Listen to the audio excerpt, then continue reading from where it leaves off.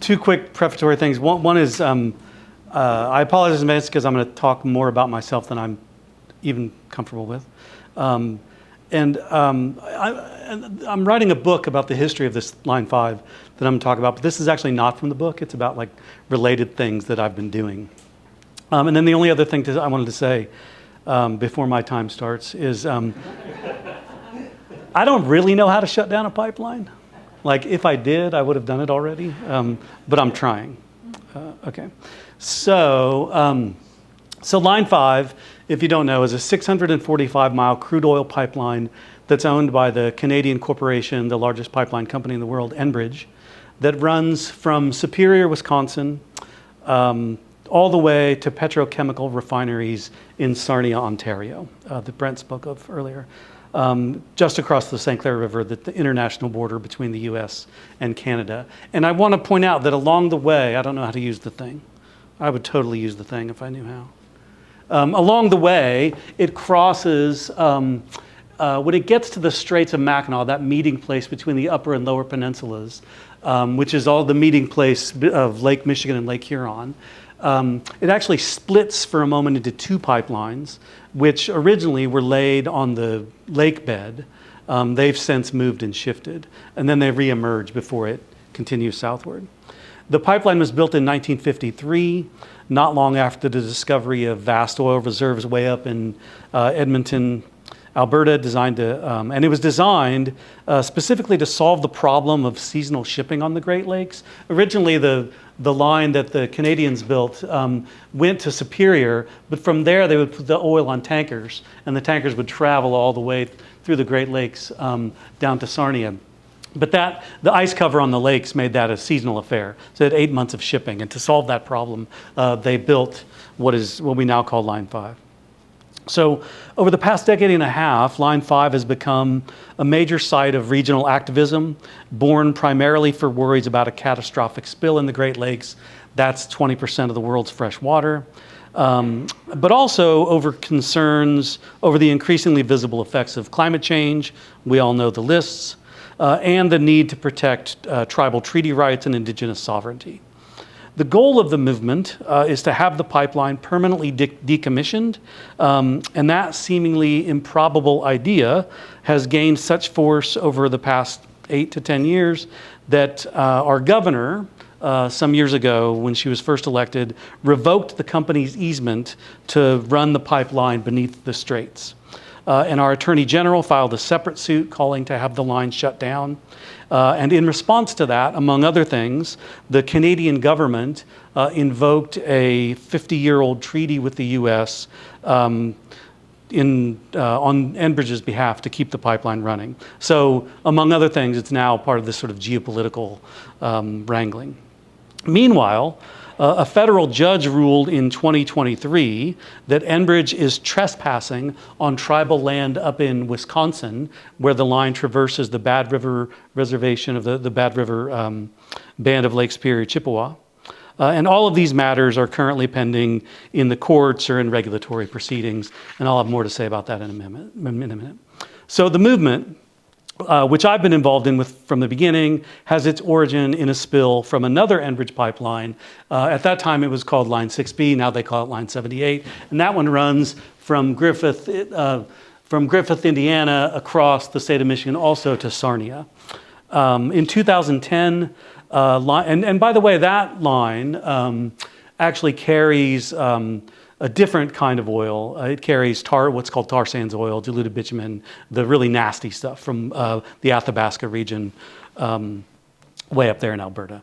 But what happened was that in 2010, Line 6B ruptured, and it spilled more than 1 million gallons of that stuff into Talmadge Creek, which is a tributary of the Kalamazoo River.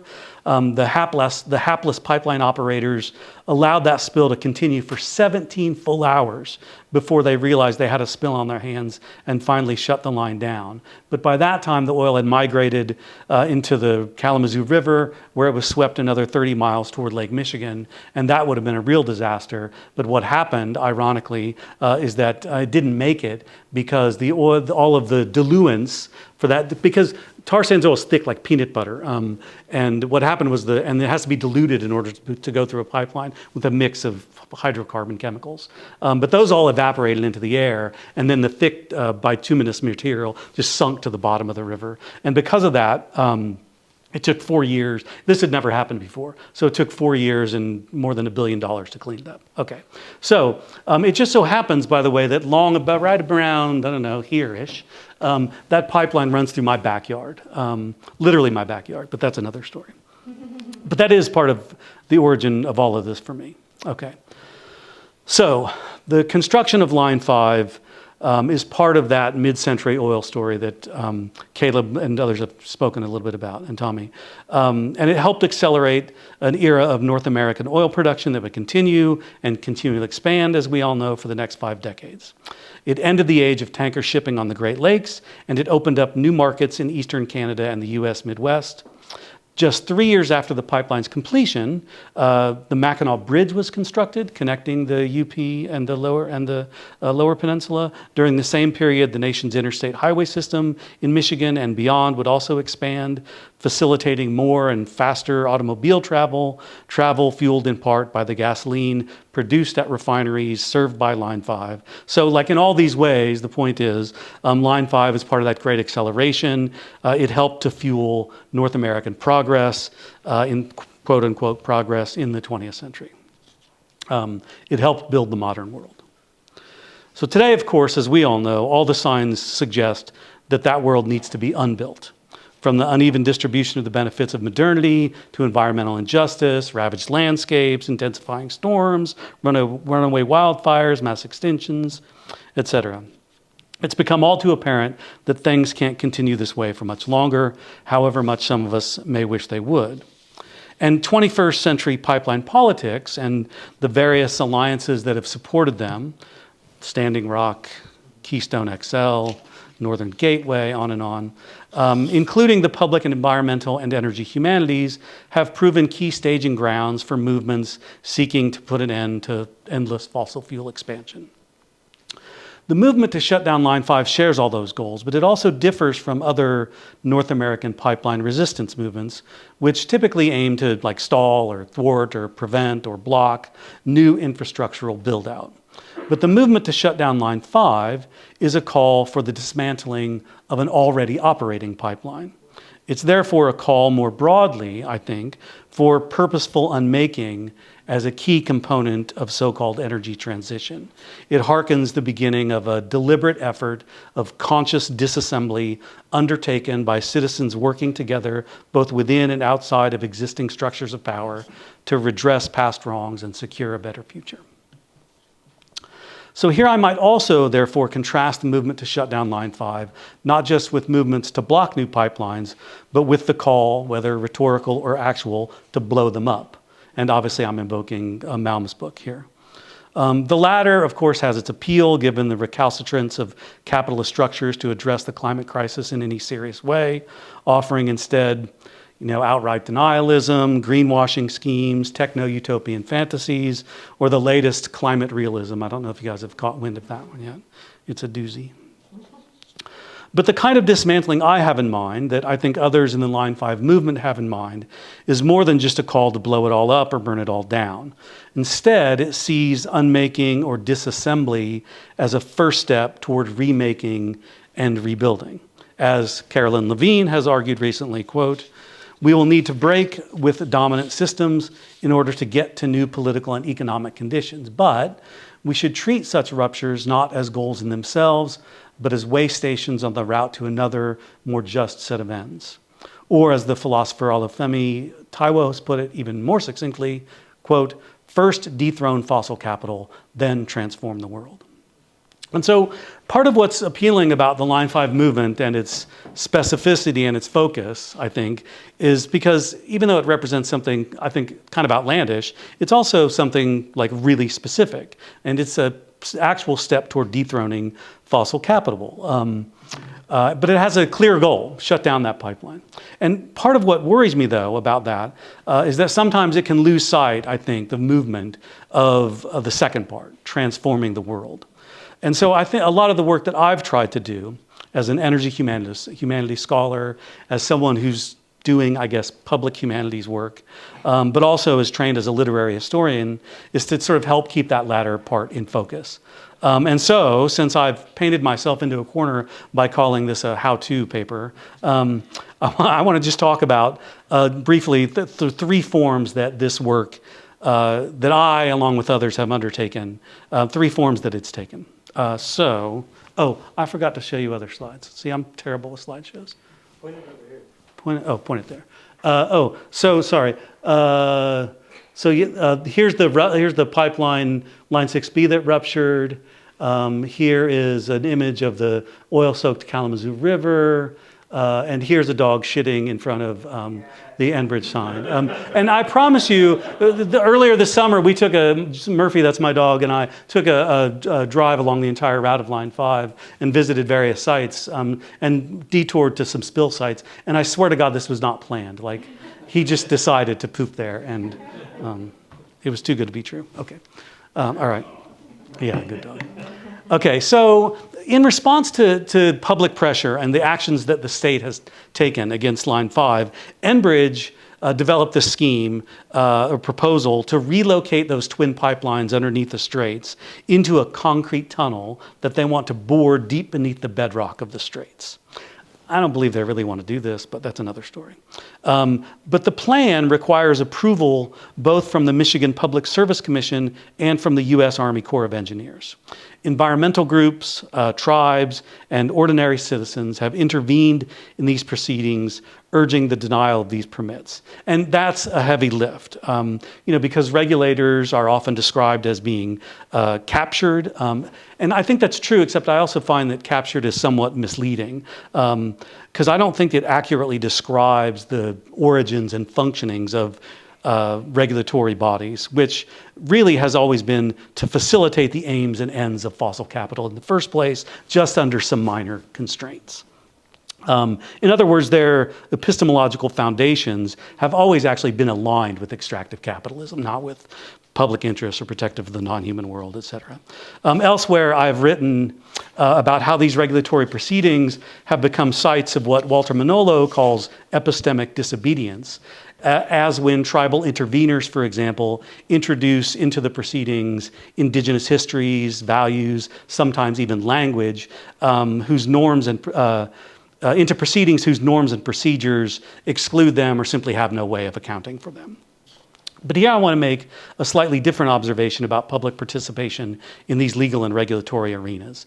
It's I think, typical in fields like ours in the social sciences to regard state institutions with skepticism as operating in ways that are antithetical to emancipatory or just ends. But a bunch of scholars recently, Lissy Schoenbach and Anna Kornblue, my colleague Timothy Donahue, have kind of sought to revise how we think about institutions.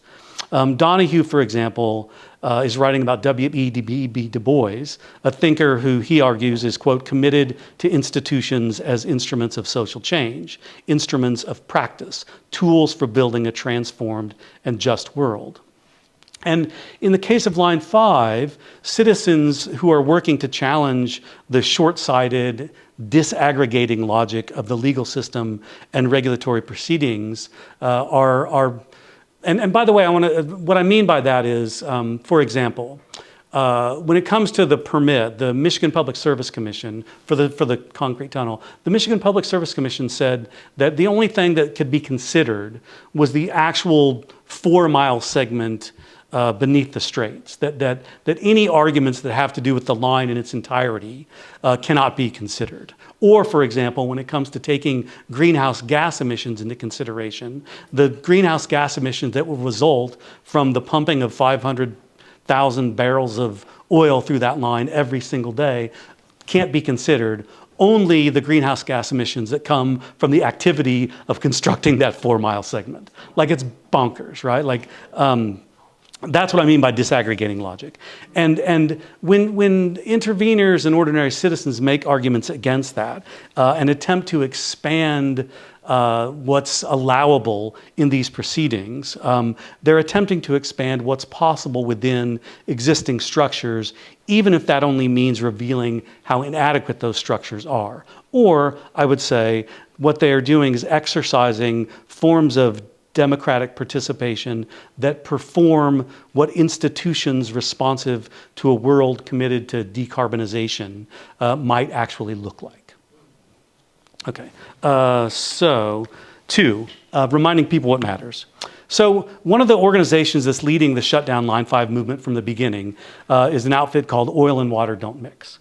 And they're a coalition of grassroots organizations, environmental groups, tribes, and businesses and others.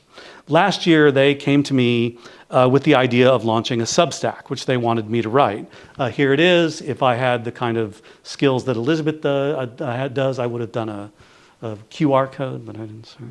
You have to Google it. It's called The Current, and the idea with The Current was to take as capacious a view of the movement as possible, to think about Line 5 historically and theoretically in relation to places other than the Straits and in relation to issues other than just the catastrophic prospect of an oil spill in the Straits, like things like the pollution that's happening in Detroit with the Marathon refinery, or for the First Nations across the river in Sarnia, for example, in proximity to the petrochemical refineries. So I see The Current then as a public energy humanities project. And one of its central aims, I think, for me, is simply reminding people what matters. And that's I'm borrowing a phrase from Christopher Schauberg from his book, The Pedagogy of the Depressed.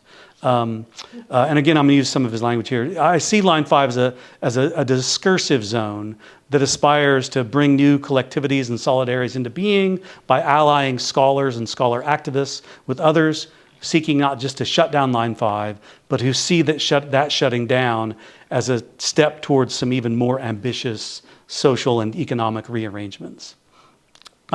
Conversations about and actions against Line 5 can help test and negotiate our ethical commitments, our obligations to one another and to the more than human, and our visions for the future.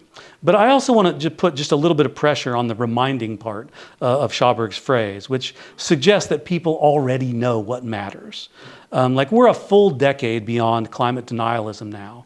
And one of the defining conditions of the climate at present, we've been talking about this today, is just a refusal to confront and contend with what we already know. Like, say what else you will about that film, but that's the basic premise of Don't Look Up. I also think it's what Twain is getting at when he said this is an example of seeing and not seeing at the same time. It's Bartleby saying to the lawyer, do you not see the reason for yourself? And since John brought up the abolitionists, I'll just mention Frederick Douglass, who stood before audiences and refused to make arguments for the wrongfulness of slavery. Instead, he said, there is not a man under the canopy of heaven who does not know that slavery is wrong for him. Okay. Okay. Thirdly, attention. So all of that is just to say that maybe an even more powerful impediment to shutting down a pipeline that transports 500,000 barrels of oil every day, owned by one of the world's largest multinational corporations, than corporate or political or legal power, is the power of our affective attachment to the world. Tommy, our affective attachment to the world that oil has built, the only world that many of us, at least in the global north, have ever known. And there's a sentence in Stephanie Lemenager, who's come up so many times today, rightfully so, that's always stuck with me perhaps more than any other sentence in that book. And it's this one. She says, decoupling human corporeal memory from the infrastructures that have sustained it may be the primary challenge for ecological narrative in the service of human species survival beyond the 21st century. And for me, this has been like one of the most important things I've learned from the energy humanities, that it's our attachment to petro-modernity is largely a matter of habit, of ways of experiencing the world that have just become encoded in our bodies. And I think, for example, I taught a class on petroculture last year, and it just so happened that we were in the engineering building because they were renovating the humanities building, and we overlooked, our classroom literally overlooked the laboratory where the students build race cars. And I was like, we got to go talk to those kids building the race cars. And they came and they showed us how they built the race car, and they fired it up, and they were so excited about the noise that engine makes. And my students were like, well, what about EVs, you know? And they were like, yeah, well, EVs are great, but they don't make that noise, you know? And it is the case. My understanding is, like, when they build electric vehicles, they literally have to make them make certain kinds of noises, which partly is a safety issue. I recognize that. But I think it's also like a nod toward not attempting to alter what it is we're accustomed to, what we want to hear out of a vehicle. Okay, so in other words, we are stuck in petroculture because we are just so thoroughly and deeply and utterly habituated into it. And one of those habits is attention. I received a comment to one of the current posts a while back, and it said this: "Hi, Jeffrey. I'm more likely to read shorter updates with bulleted points, or that provide an outline at the beginning of longer articles." And I was like, and by the way, like, these are posts that are like 1,000 words, like, so usually less. And you know, like, we've seen this kind of thing in our students too, and AI is only making it worse. In his book Climate Lyricism, Min Song has argued that contending with climate change is going to require the practice of sustaining attention. And so in my classes, I've like heeded Matt's words, and I've gone full analog. And not only that, I've made my classes explicitly about attention. Like, we read silently at the beginning of class for 10 minutes. I have them do activities where their job is just to go out and pay attention. I had them go outside and look at a plant for 15 minutes and draw it, just so they could see it in as much. And I'm thinking this is like a matter of just like habituating them to retraining themselves to pay attention to things for a while.